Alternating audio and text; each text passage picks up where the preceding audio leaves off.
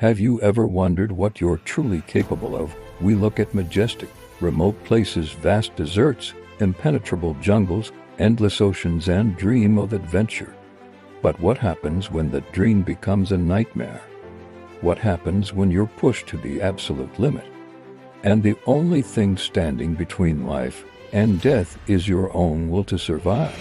Today, we're exploring 3 of the most incredible true stories of survival, tales that reveal the astonishing power of the human spirit when faced with impossible odds. Imagine this: you're an experienced canyoneer exploring the stunning, secluded Blue John Canyon in Utah. It's just you, the ancient red rock, and the wide-open sky. This was Aaron Ralston's reality in April 2003. While descending a narrow slot canyon, a half-ton boulder shifted, pinning his right arm against the canyon wall. Suddenly, his adventure turned into a prison. He was trapped, completely alone, miles from any help. His supplies were meager: a small amount of water to burritos, and a multi-tool that was more of a toy than a serious piece of equipment. For 5.5 days, Aaron battled dehydration, hypothermia, and despair. The silence of the canyon was deafening, broken only by the wind. He rationed his food and water, hoping against hope that someone would find him. He even started recording goodbye messages for his family on his video camera, accepting his fate as the days wore on. His situation grew more desperate. The water ran out. Hallucinations began to set in. He knew with chilling certainty that he was going to die in that canyon unless he did the unthinkable. He had a choice: die trapped by the rock, or free himself through an unimaginable act of self-preservation. Using the dull blade of his cheap multi-tool, he began the agonizing process of amputating his own arm. It was a brutal, excruciating ordeal, but it was his only path to freedom. After freeing himself, he still had to rappel 65 feet down a cliff face and hike 7 miles before he finally encountered other hikers who could summon help. Aaron Ralston's story isn't just about being trapped. It's a testament to the brutal choices one might make when survival is the only option. Now, let's travel from the arid desert to the suffocating humidity of the Amazon rainforest. It's Christmas Eve, 1971. A commercial flight is soaring over Peru when it's struck by lightning and disintegrates in midair. Among the 92 people on board is 17-year-old Julianne Koki, who suddenly finds herself plummeting 2 miles down to the jungle below. Still strapped to her seat, miraculously, she survives the fall, waking up the next day alone in the heart of the world's largest rainforest. She has a broken collarbone, a deep gash on her leg, and one eye swollen shut. She's wearing only a torn mini dress and has lost her glasses. All around her is a wall of green, a place teeming with life, but also with danger: venomous snakes, spiders, and crocodiles. For many, this would be the end.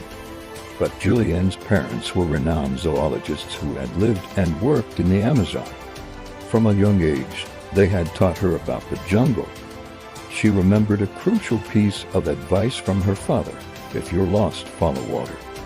It will eventually lead you to civilization.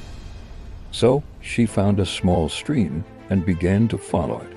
For 11 days, she waited and walked, her wounds becoming infected and infested with maggots.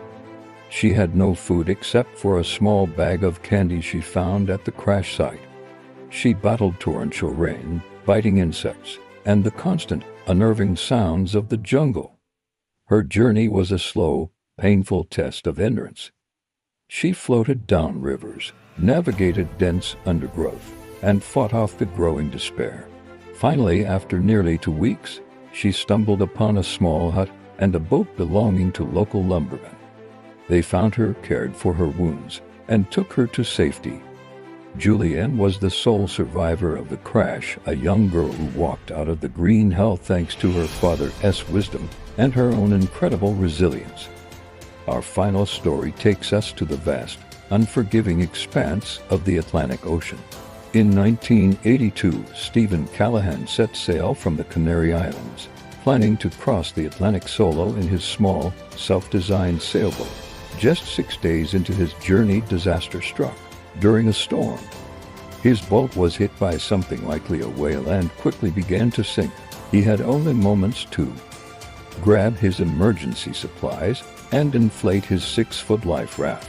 As his boat slipped beneath the waves, he was left adrift, a tiny speck in an immense, empty ocean. He had a small amount of food, a few solar stills for making fresh water, and a spear gun. His battle for survival had begun. For 76 days, Stephen drifted across the Atlantic. That's over 2.5 months alone at sea.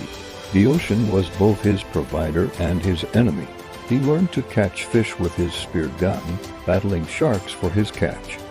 He drank the few ounces of fresh water his solar stills could produce each day. He patched his leaking raft countless times, using anything he could find. He endured relentless sun, violent storms, and the crushing psychological weight of total isolation. He charted his progress by watching the stars, keeping his mind sharp by navigating. He saw ships in the distance, but they never saw him. Hope would rise and then be crushed again and again. His body wasted away, covered in saltwater sores. Yet, he never gave up. He later called his raft Rubber Ducky and the ocean his watery desert. After drifting 1,800 miles, the current finally carried him to the coast of Guadeloupe, where he was found by fishermen. He had lost a third of his body weight, but not his will to live. Aaron Ralston, Julian Cope, Stephen Callahan, a canyoneer, a teenager, a sailor. They were ordinary people thrust into extraordinary circumstances. Their stories are harrowing, even difficult to hear. But they are also profound reminders of something powerful within all of us. When faced with the abyss, when staring death in the face, the human spirit can summon a strength we never knew we had. It's a force that can sever a limb, navigate an impossible jungle, and cross an entire ocean. It's the unyielding, unbreakable will to survive. Thank you so much for watching.